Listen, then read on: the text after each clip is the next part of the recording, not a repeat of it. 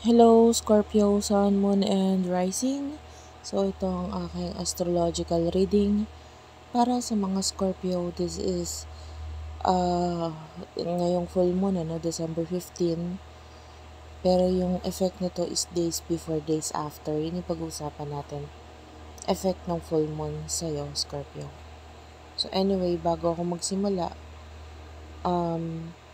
magbibigay muna ako ng magsasabi muna ako ng mga ilang announcement para doon sa mga gustong makita ako ng personal, makapagpa-reading sa akin ng personal, gawin nating possible yan ngayong December 15, 16, 17,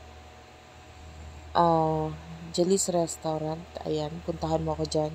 Alas 5 hanggang alas 10 ang aking time dyan. Palm reading, astrological reading, tarot reading. Yung astrological reading, dapat alam mo details mo, dala mo, birthday mo, dapat alam mo yan, city of birth at date of birth. So anyway, see you there guys. Hopefully makita kita doon. And yeah, if you want to know more about that, mag-inquire na lang kayo sa Facebook page namin, Madam P. Kung hindi mo ma-search sa Facebook, ang i-search mo ay yung hashtag Virgo Philippines. Okay, let's start. This is for the sign of Scorpio, Sun, Moon, and Rising. But be sure to watch especially yung iyong rising sign dahil ito yung mas maaaring magbigay ng message para sa'yo. This is based on Western astrology. Anyway, Scorpio.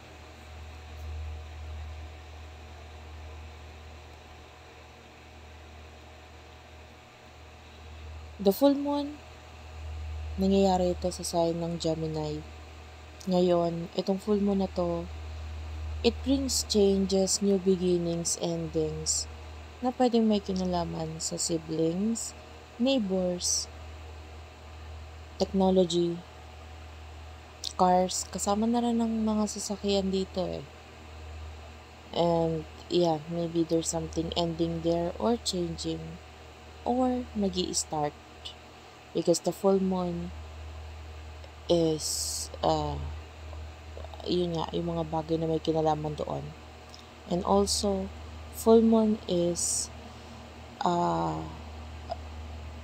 mas heightened ang ating emotions dito eh. So, pwedeng mas lumalim or maging deep ang emotions mo around this time. Especially doon sa mga taong iyon. Neighbors is also here. So, hindi ako magtataka kung ngayong around full moon, may isip mo itong mga taong ito. Mga kapatid, even best friends, and mga kapitbahay. Yan. Especially magki-Christmas season. So, buying things for them is also possible around this time. Pag-iisip ng pagbili ng gamit para sa kanila, panregalo. Some of you, even things na makakapagbigay ng growth sa mga taong ito. At the same time, itong new beginning na ito, the full moon na ito is forming a conjunction with the Jupiter, planet of expansion and growth. So whatever this thing na naiisip mo, nararamdaman mo, para dito sa mga taong to, pwede mag-grow. Yung iba sa inyo may be falling in love with the neighbors or your friends, best friends, and special people in your life. Pwede mas lumalim ang pagtingin mo sa kanila. Lalo na dun sa mga nabanggit ko. Paglalim ng connection with kapatid or tinuring na kapatid. And even discovering pregnancy ng isang kapatid, like them being pregnant, is also possible around this time. Malaki din ang chance na yung iba sa inyo would start loans, pagpapautang or pag-utang, because the area of your life na tinatamaan itong full moon na to has something to do with other people's finances, tax, loans, inheritance. So there's a chance that you can gain money around this time. High chance na ikaw ay mapautang or vice versa, magpautang. And then, yung iba sa inyo kung uutang man, there's a possibility that this pag-utang na to has something to do with business or expansion. Yung iba naman, pwedeng para nga sa growth ng kapatid mo, kapitbahay mo, etc. Like giving them gift na pwede makatulong sa kanila, magbigay ng growth at expansion sa kanila.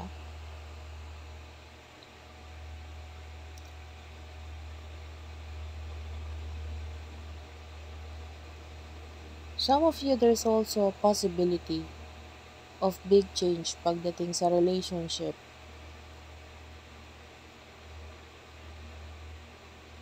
If ever that there's something or someone na nagbibigay ng limitasyon sa'yo pagdating sa pakikipagrelasyon around this time of full moon. Itong time ng full moon, ang effect nito kasi is days before, days after, or even weeks. Week before, week after ng full moon, maranasan mo pa yung effect ng full moon. So, there could be big change pagdating sa pakikipagrelasyon.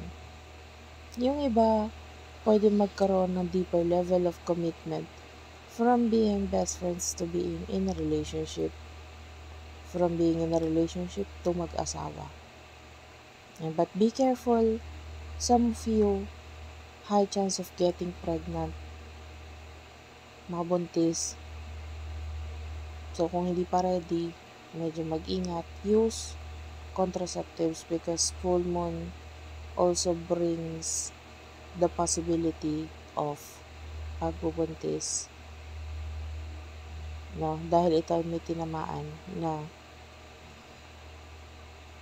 planet, which is the planet of expansion. And then, the Uranus, it's happening in your 7th house of relationship. So, pwede magkaroon ng big change, unpredictable change pagdating sa pakikipagrelasyon.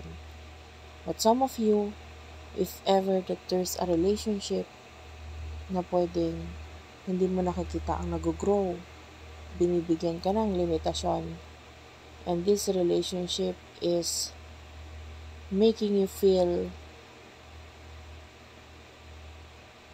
na parang kailangan mo laging may itinatago and limiting your belief will lead into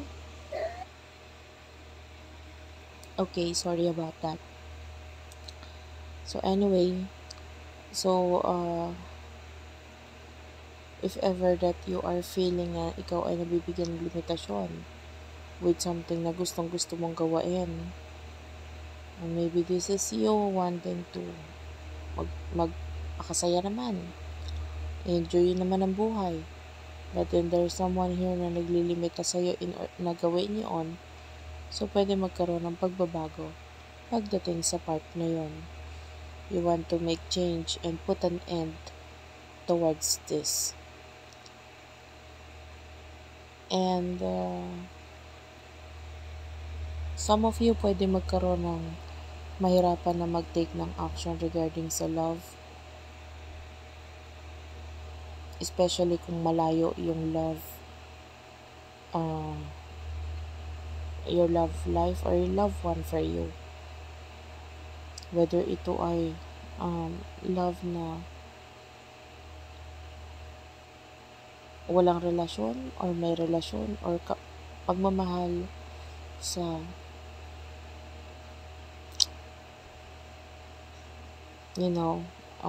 someone na malayo sa'yo. So, pwedeng magkaroon ng mahirap na action. Parang, it's like a tug of war. Alam mo yung hilahan ng tali na game, that is what is happening here. Medyo mahirap magkaroon ng transformation para sa'yo ngayon, gustuhin mo man. And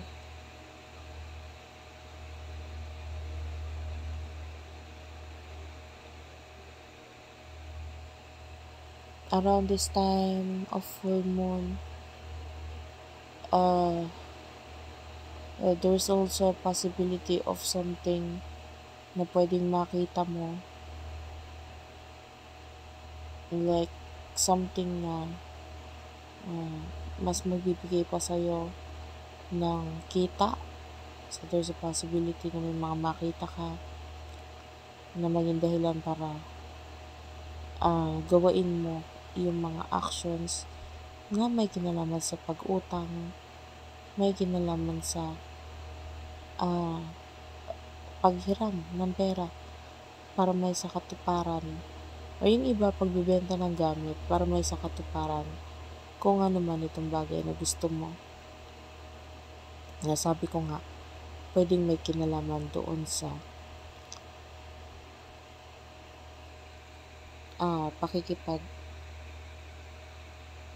pagbili ng gamit na makakatulong para sa pakikipagnegosyo mo or pagnenegosyo mo.